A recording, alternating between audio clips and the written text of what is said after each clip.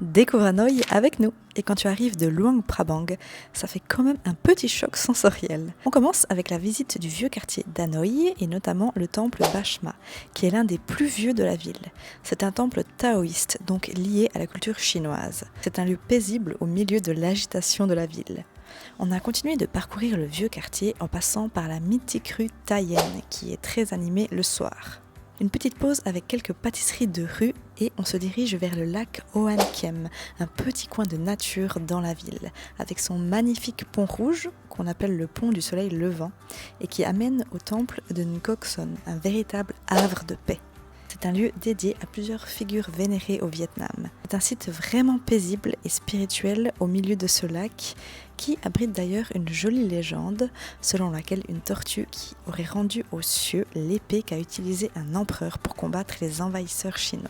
Après cette visite, nous sommes allés au café Jiang, qui est connu pour avoir inventé le célèbre café à l'œuf, que l'on a pu déguster et on a vraiment adoré. Si tu passes par Hanoï, c'est un incontournable. Ensuite, direction la cathédrale Saint-Joseph, qui se trouve juste à côté du vieux quartier et qui est inspirée de Notre-Dame de Paris. C'est vraiment un bel édifice, mais on a surtout aimé le quartier avec ses petits cafés d'inspiration française. Et bien sûr, on en a profité pour trouver notre magnette pour notre collection.